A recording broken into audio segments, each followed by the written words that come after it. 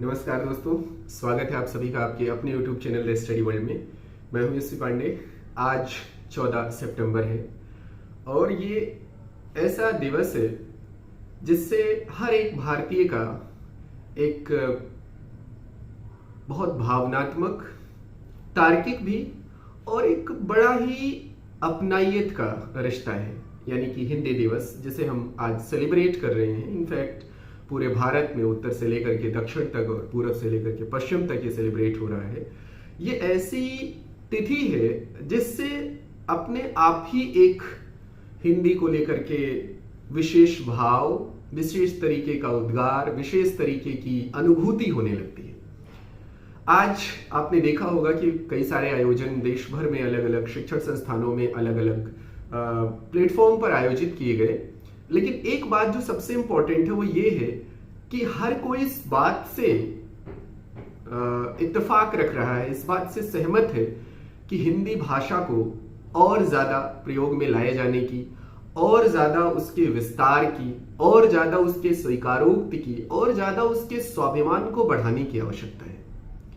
अब अगर एक व्यक्ति जो हिंदी बोल रहा है, उसके हिंदी बोलने से यदि उसे सम्मान मिल रहा हो, यदि उसे मान मिल रहा हो, उसे भावनात्मक सहयोग मिल रहा हो, ये तो अच्छी बात है। लेकिन अगर इसके साथ साथ उसे आर्थिक भी संपन्नता प्राप्त हो रही हो, तो हिंदी निश्चित रूप से अपने उत्कर्ष को, बल्कि चरमोत्कर्ष को प्राप्त कर लेगी।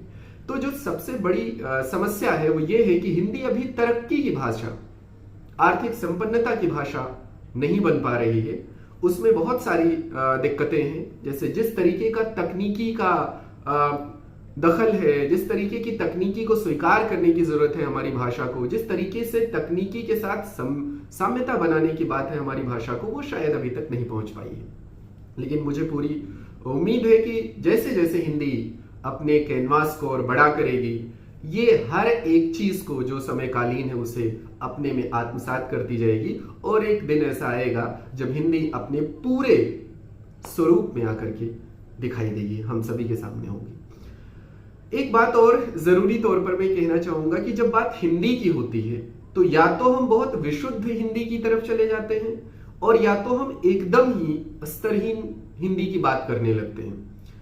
मैं यहां पर एक बात कहना चाहूंगा कि भाषा जो होती है वो जिंदा कौमों के बीच में, जिंदा लोगों के बीच में जो संचार है, जो संप्रेषण है, उसका माध्यम होती है। और अगर कोई भाषा जिंदा लोगों की भाषा है तो उसमें समयकालीन बदलाव भी होंगे, दूसरी भाषाओं के शब्द भी आएंगे, दूसरी भाषाओं की और जो अब अनुभूतियां हैं, अभिव्यक्तियां हैं, वो शामिल होंगी। तो अच्छी भाषा वही मानी जाती है जो दूसरी भाषाओं को अपनाने का दम रखती हो, जो दूसरी भाषा के भावों को अपने तरीके से व्यक्त करने का दम रखती हो। और मैं आपको इसके लिए बधाई देना चाहूंगा कि हिंदी भाषा में वो शक्ति है कि वो दूसरे भाषा के भावों को अपना लेती है और दूसरी भाषा के भावों को बहुत बेहतर तरीके से व्यक्त कर पाती है।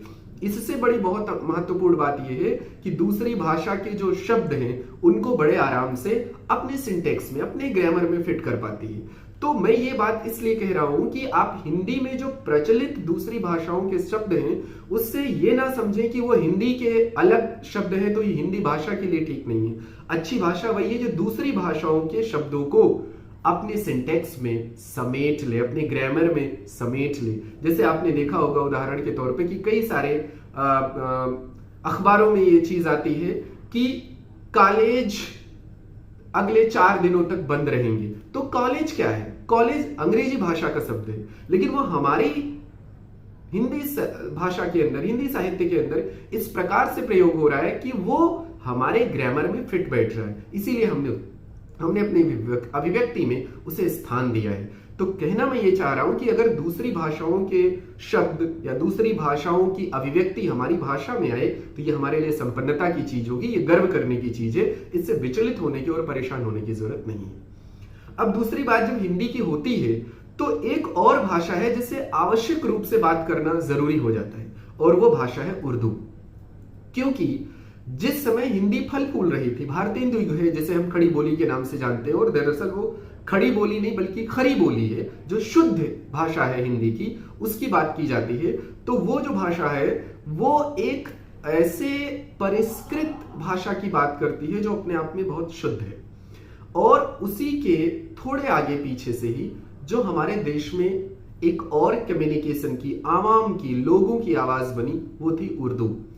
उर्दू जो है वो कभी भी कोर्ट लैंग्वेज उस वे में नहीं रही, दरबारों की उस तरीके की भाषा नहीं रही है। जैसे अगर उदाहरण के तौर पे आप बात करें तो दिल्ली सल्तनत में ज्यादातर टर्किश बोली जाती थी, तुर्की भाषा बोली जाती थी।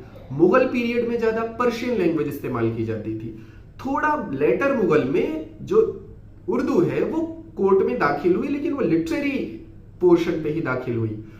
कहने का मतलब ये हुआ कि हिंदी की जब बात हो तो थोड़ा सा उर्दू की बात होना बहुत आवश्यक है।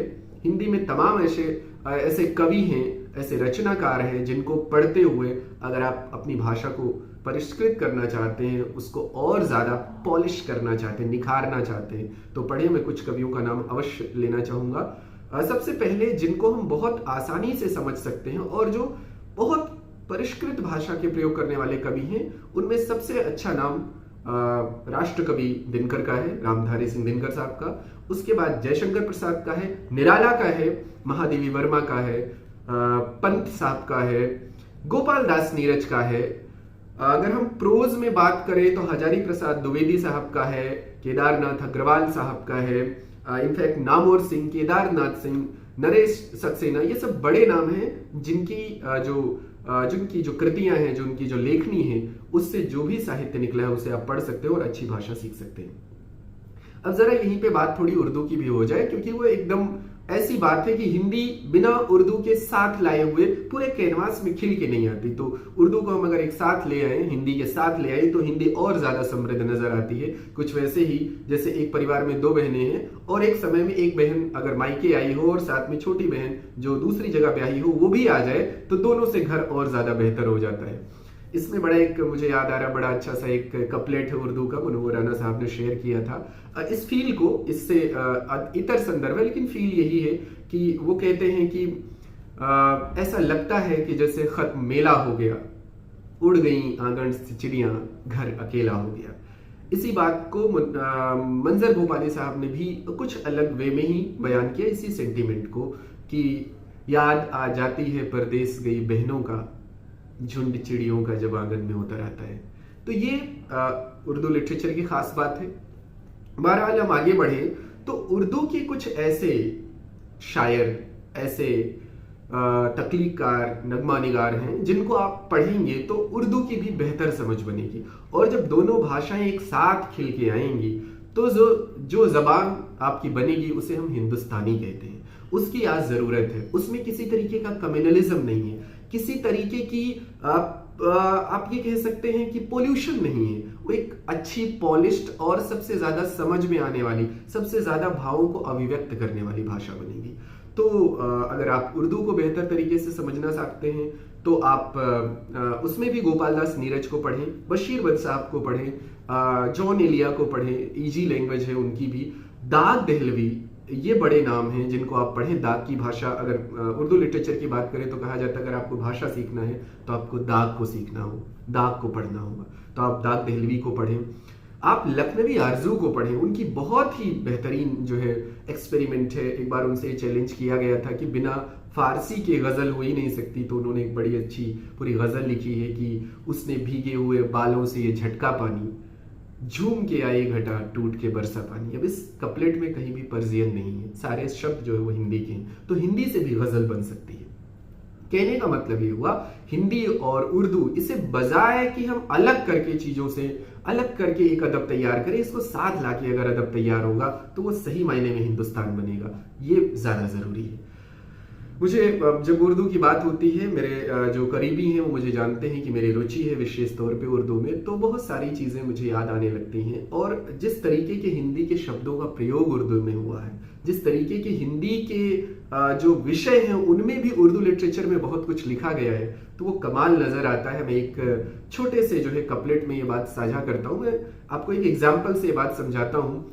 आपने कबीर का नाम सुना होगा, बहुत बड़ा कवि हमें कुदरत ने दिया, प्रकृति ने दिया। कुछ इब्राहिम लोदी का ज़माना है वो, लगभग 13-14 सेंचुरी का।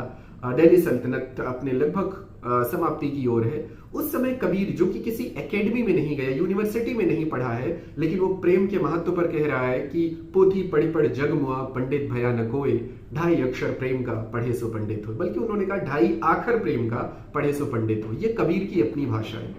लेकिन यही भाव जब 20th सेंचुरी में एक उर्दू का शायर, जो कि लिटरेचर पढ़ा है, एकेडमी से आया हुआ है, प्रोफेसर है, जब वो कहता है तो वो कहता है कि कागज में दब के मर गए कीड़े किताब के, कागज में दब के मर गए कीड़े किताब के, देवाना बेपढ़े लिखे मशहूर हो गया। तो ये भाव आता है, बशीर साहब ने कहा है। तो बशीर साहब चूंकि प्रोफेसर हैं, पढ़ाई लिखाई की, तो उनकी लैंग्वेज और ज्यादा निखर के और ज्यादा पॉलिश्ड आ रही है। ये भाषा की खूबसूरती है। भाव एक ही हैं, अंदाजे बयान बदल जाते हैं और वो समय के साथ भाषा में नए नए आते हैं। तो द्वार खुला रखिए। आपसे मैं ये गुजारिश करूंगा कि ज्यादा से ज्यादा भाषा सीखिए, उसके बोलने के ढंग, उसके प्रयोग के ढंग, उसकी लिटरेचर को समझिए और उसके हिसाब से अपनी एक पर्सनालिटी को ट्रांसफॉर्म करने की कोशिश करिए। भाषा का सिर्फ काम संप्रेषण नहीं है, भावों को व्यक्त करना नहीं है, उसमें बहुत सारी चीजें हैं। वो आपको, आपके अंदर एक इंसान बनने की गुण पैदा करती है, चेतना पैदा करती है, कुछ बेचैनी जगाती है कुछ अच्छा बनने की। ये सारे भाव अगर आप भाषा की किसी भी साहित्य को पढ़ेंगे, किसी भी भाषा के साहित्य को पढ़ेंगे तो आपको मिलेगा। एक गंभीरता प्रदान करती है और जीवन हल्केपन में नहीं है, जीवन किसी गंभीर यात्रा का नाम है। उसे जितना ही ज्यादा संजीदगी से लिया जाएगा उतना ही बेहतर जीवन होगा। आज के लिए बस इतना ही। मेरी इच्छा थी कि मैं आपसे रूबरू हूं और ये हिंदी दिवस मेरे लिए एक अच्छा मौका है। तमाम व्यस्तताएं हैं, लेकिन मैं जरूर फिर आपसे मिलूंगा। तब तक के लिए थैंक यू। बने रहिए हमारे साथ। नमस्कार।